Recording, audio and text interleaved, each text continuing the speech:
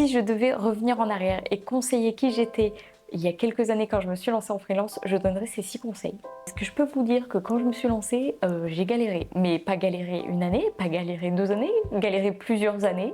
Et quand je parle de galérer, c'est pas « Oh, j'ai fait un petit mois à 1000 euros ». Non, non, non, c'est j'ai fait des mois à 0 euros et j'ai dû reprendre des tafs alimentaires parce que j'avais pas d'autre choix. Et je dois vous dire que c'était pas les meilleurs tafs du monde. Mais ça, j'en parlerai plus tard. Alors je peux vous dire que j'ai douté plus d'une fois et je me suis dit mais en fait tu es un peu neuneux à continuer dans cette voie alors que c'est galère. Mais bon, déjà je suis très contente d'en être là où je suis aujourd'hui, après des années de galère. Et surtout, avec le recul, je me rends compte qu'il y a des choses que j'aurais pu appliquer qui m'auraient sauvé des années. Mais vraiment. Donc c'est pour ça que je vous les donne. Donc si vous êtes salarié en reconversion ou que vous voulez vous lancer en freelance, cette vidéo elle est vraiment faite pour vous. Alors la première étape, c'est les intentions. Et vous allez me dire, mais c'est quoi des intentions? Bien, je vais vous l'expliquer. En règle générale, les gens se concentrent sur ce qu'ils veulent avoir, les objectifs. Par exemple, j'ai envie d'avoir 5000 abonnés, j'ai envie de gagner 1000 euros par mois, le SMIC LinkedIn, bref, on en parlera une autre fois. J'ai envie de quitter mon travail, etc., etc. Mais souvent, les gens s'arrêtent là. Ça veut dire qu'ils ont des objectifs, mais ils ne réfléchissent pas à « Ok, qu'est-ce que je dois faire et qui je dois être pour le faire ?» Mais quand j'accompagne mes clients en personal branding, c'est un exercice que l'on fait ensemble pour pouvoir switcher au niveau du mindset. C'est l'exercice, enfin c'est une méthode qui est Have, Do, Be. Bon, bien sûr, le Have c'est avoir, donc qu'est-ce que j'ai envie d'avoir. Ensuite, le Do c'est faire, qu'est-ce que je dois faire pour arriver à cet objectif. Et le dernier Be, qui je dois être pour réussir cet objectif. Parce qu'on n'obtient pas des résultats si on reste comme l'on est actuellement dans une situation où on est bloqué. Ça veut dire qu'il y a quelque chose qui bloque. Donc je vais vous donner un exemple concret. Imaginons que vous voulez atteindre 5000 abonnés sur Instagram. Eh bien, il faudra produire du contenu en masse, puisque c'est ça qui fait la visibilité. Il faudra mettre en place une stratégie, donc travailler la stratégie en amont. Et il faudra organiser, du coup, la production de contenu. Tout ça, c'est donc dans le do. Et dans le be, qui il va falloir que je sois pour réussir cet objectif? Eh bien, il va falloir que je sois consistant. Il va falloir que je sois persévérant parce que quand du coup on a des stats pourries sur Instagram, eh ben, ça donne pas envie de continuer, donc il faudra persévérer. Il faudra être créatif dans la production du coup du contenu. Alors cet exercice il paraît simple mais il est super important parce que ça vous permet de faire switcher votre cerveau. Donc c'est hyper important de le faire, ne le sautez pas. Mais comme ça, vous vous arrêtez de focaliser sur l'objectif final et vous vous focalisez plutôt sur les actions qu'il faut faire et qui il faut que je sois pour y arriver, coûte que coûte. Deuxième étape, c'est construire son personal branding. Bon, en même temps, moi, c'est ma spécialité, donc je ne vais pas vous dire autre chose. Alors, on est d'accord au début, vous allez très certainement poster n'importe quoi et c'est normal. Vous allez tester des formats, vous allez tester des sujets, vous allez tester un petit peu tout. Mais à un moment donné, il faudra prendre une pause et se dire « Ok, maintenant je dois construire quelque chose qui est cohérent ». C'est là qu'intervient le personal branding.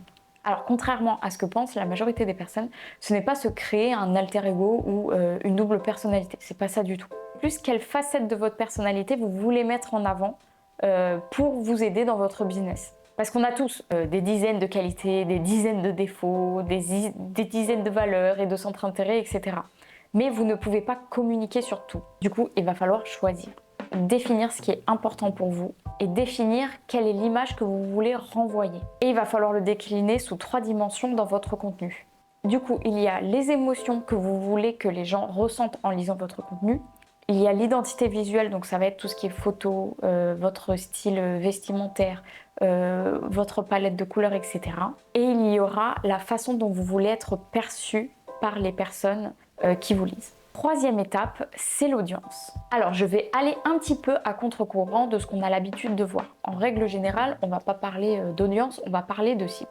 Moi, la cible, je la réserve plutôt pour la partie marketing et pas trop communication. Et personnellement, je fonctionne par 3 niveaux d'audience. La primaire, secondaire et tertiaire. L'audience primaire, c'est celle qui aura le plus de possibilités d'acheter chez vous. Ils ne seront pas très nombreux, mais du coup le taux de conversion sera beaucoup plus élevé. Ensuite vous allez avoir votre audience secondaire. Votre audience secondaire, elle est un petit peu plus large, mais vous allez moins convertir. Et l'audience tertiaire, c'est une audience où vous allez faire quasiment que de la visibilité et très peu convertir derrière. Le but, ça sera de toucher un large nombre de personnes pour vous faire découvrir auprès des autres audiences que vous visez pour faire du chiffre d'affaires. Et du coup, quand vous faites votre contenu, il va falloir vraiment décider à quelle audience vous vous adressez. Comme ça, vous pourrez y mettre des objectifs derrière. Parce que l'erreur que je vois souvent, c'est qu'en fait, les gens font des posts, mais ils savent pas vraiment qui ils visent. Et du coup, ils essayent de faire du contenu qui parle à tout le monde, mais qui finalement ne parle à personne. Ensuite, la quatrième étape, ça sera de définir vos piliers de contenu. Parce qu'une fois que vous savez à qui vous allez vous adresser, il faudra du coup savoir quoi poster. Personnellement, j'aime bien travailler avec 5 piliers de contenu et avec ça, on va faire des sous-catégories dans ces piliers et du coup, ça va créer du contenu à l'infini. En règle générale, quand je le fais avec mes clients, c'est un énorme tableau où ils ont du coup plein d'idées de contenu. Et du coup, les jours où ils sont bloqués parce qu'ils ne savent pas trop quoi poster, et ben, ils ont juste à aller dans ce petit tableau et du coup rechercher un contenu qui va leur plaire et il y aura des milliers de façons d'utiliser un contenu. En tout cas, si vous êtes bloqué, vous pouvez toujours vous poser ce type de questions. Par exemple, quel pilier je n'ai pas abordé depuis un petit moment? Quelle problématique de mes clients je n'ai pas encore traité? Du coup, ouste le syndrome de la page blanche. Vous verrez, avec une méthodologie, quand elle est bien ficelée, vous allez pouvoir générer du contenu en masse et du coup, il n'y aura plus jamais de syndrome de la page blanche. Cinquième étape, c'est apprendre à capter l'attention.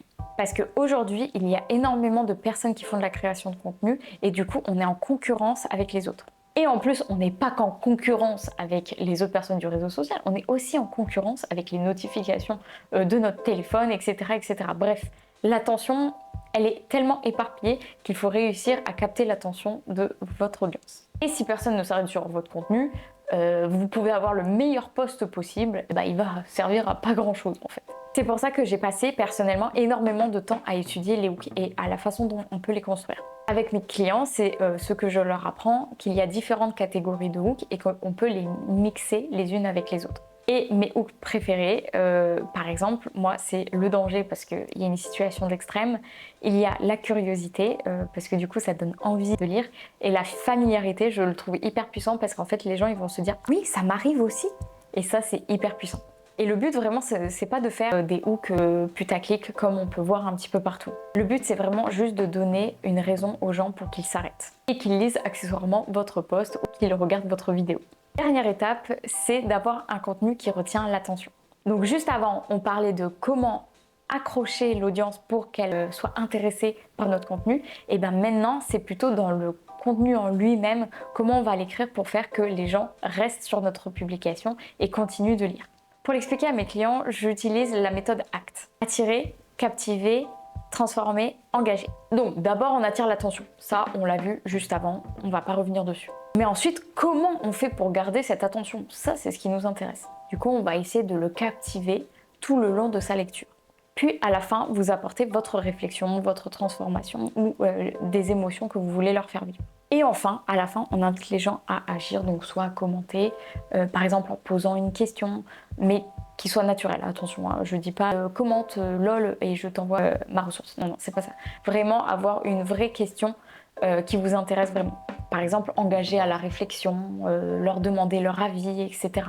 Parce que moins vous avez d'actions sur vos contenus, plus votre contenu il a de chances de mourir. Bon, et une bonus, postez maintenant. N'attendez pas. La majorité des personnes n'échouent pas parce qu'elles sont mauvaises, mais c'est parce qu'elles ne continuent pas. Alors continuez, et ça sera mon mot de la fin.